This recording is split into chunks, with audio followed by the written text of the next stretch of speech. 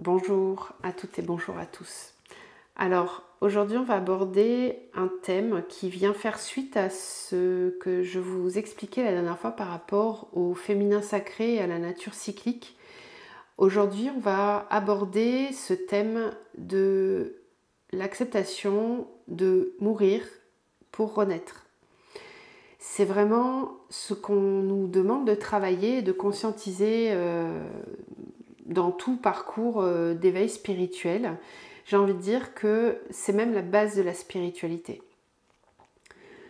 Pour vivre en conscience, la base, c'est d'accepter la nature cyclique de la vie, d'accepter de se détacher, de mourir pour renaître. La nature en est l'exemple typique. Si on regarde bien, les arbres en ce moment sont en train de se dépouiller, préparent les jours plus sombres qui vont venir, les jours plus froids qui vont venir, et donc sont tout à fait capables d'accepter de se dépouiller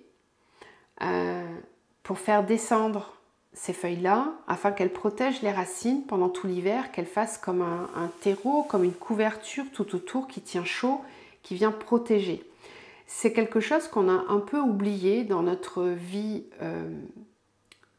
moderne, où on a pris l'habitude d'avoir tout en abondance, tout le temps.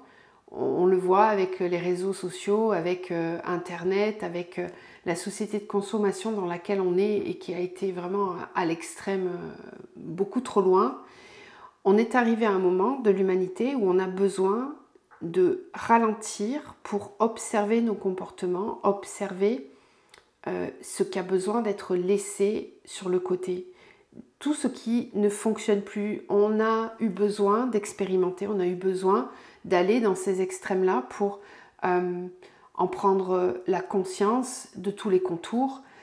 Tout est nécessaire, l'expérience même dans la part d'ombre est nécessaire, sinon on ne peut pas faire le contour d'une notion, d'un principe, d'une valeur. En ce moment, on est arrivé au bout de ce cycle d'involution, je vous en parlais déjà dans d'autres vidéos. On va vraiment retourner dans un cycle d'évolution, en fait, en tout cas, c'est ce qu'on nous propose, on a cette possibilité-là, et il nous appartient de saisir cette opportunité. Et en ça, nous en avons chacun la responsabilité. Il est de notre propre responsabilité de saisir cette opportunité, de retourner dans un cycle évolutif, de sortir de ce cycle involutif dans lequel nous sommes depuis des siècles. Et pour ce faire, on sent bien qu'en ce moment, ce qui est demandé, ce qu'on nous demande vraiment de travailler, c'est d'accepter de laisser mourir quelque chose en nous, dans notre vie, ou autour de nous, que ça soit une relation, que ça soit une peur, une croyance limitante, une façon de fonctionner, un travail, etc., etc. On est tous confrontés en ce moment à ça, à cette confrontation à la mort. Se confronter à la mort. Pour pouvoir accueillir, ressentir en soi cette capacité que l'on a de renaître constamment. Et les arbres dans la nature nous le montrent d'une façon divine, puisqu'ils sont tout à fait capables de se dépouiller complètement, de mettre leurs branches à nu pour toute une saison hivernale où il va faire froid, pour faire descendre au maximum la sève dans les racines, à l'intérieur, et se prioriser, revenir en soi, se prioriser. Alors, dans ce processus que l'on est en train de vivre tous, il est question de ça aussi. Il est question de redescendre à l'intérieur et de venir prioriser ce qui est indispensable pour la survie, indispensable pour garder ce noyau de lumière vibrant à l'intérieur. Et c'est ça qu'on a un peu oublié quand on s'est laissé emporter par l'illusion de la séparation. On a oublié qu'en fait on a tout à l'intérieur et que l'extérieur ne fait que répondre à ce qui est vibré à l'intérieur.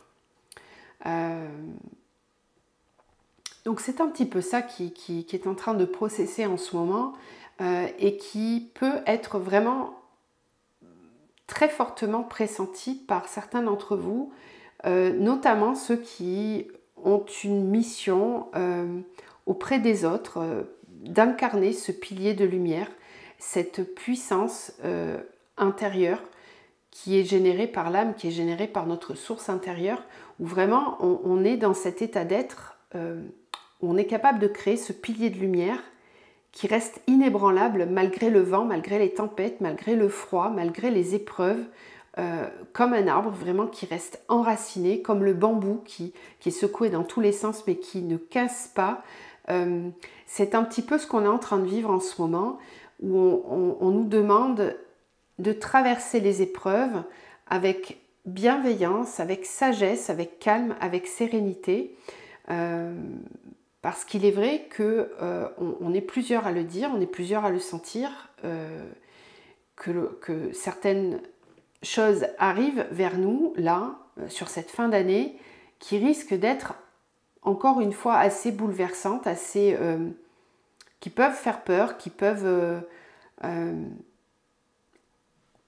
générer un mouvement de peur, un mouvement d'incompréhension, et où ça va vraiment venir ébranler les racines, justement.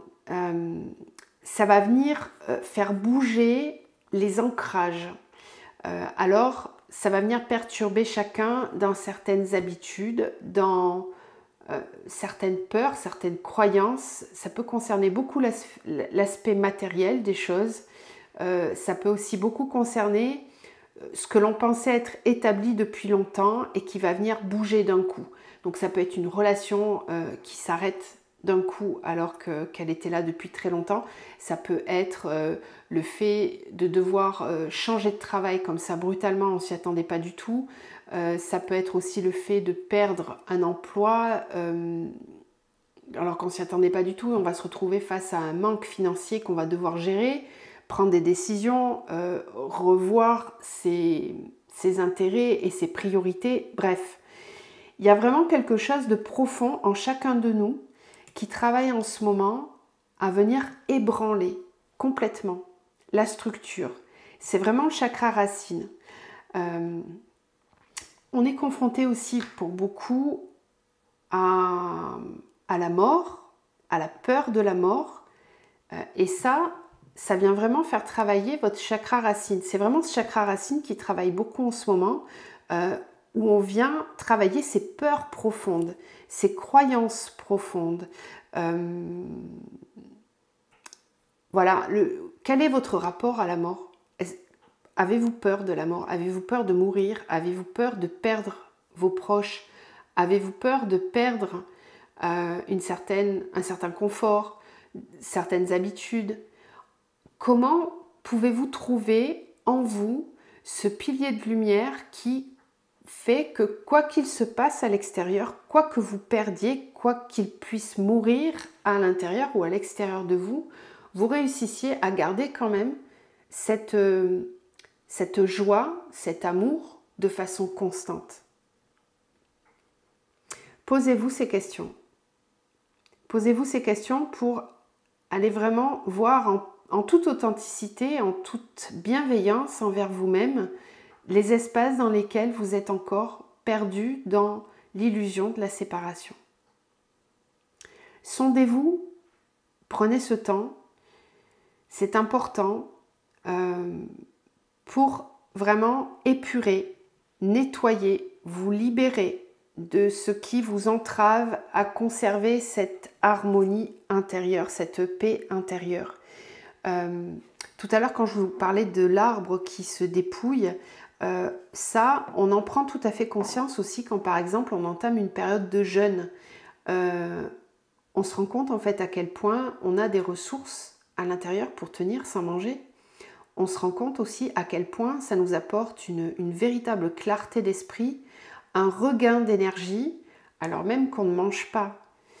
Le corps est capable de tellement de choses qu'on n'exploite pas.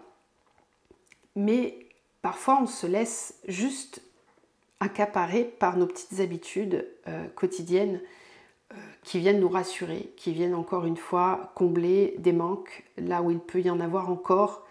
Alors juste prenez ce temps pour observer et ne pas vous leurrer vous-même, être vraiment dans cette pleine authenticité. C'est vraiment un moment idéal actuellement pour pouvoir faire ce travail intérieur de recherche de ce qui a besoin d'être laissé. Encore une fois, ces feuilles mortes qui vont continuer de tomber pour pouvoir accueillir cette période d'introspection profonde et de repos, de mise au repos, qui ne sera pas un repos véritable parce que cet hiver, cet automne risque d'être très bouleversant et très chargé pour beaucoup d'entre nous.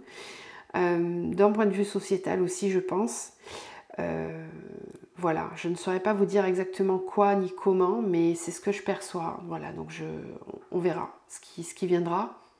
Ce qui est certain, c'est que il faut prendre ça très au sérieux parce que votre pilier de lumière et votre ancrage vont être vraiment nécessaires pour ce qui va venir. Voilà ce que je pouvais vous dire pour aujourd'hui. Je vous embrasse et je vous dis à bientôt.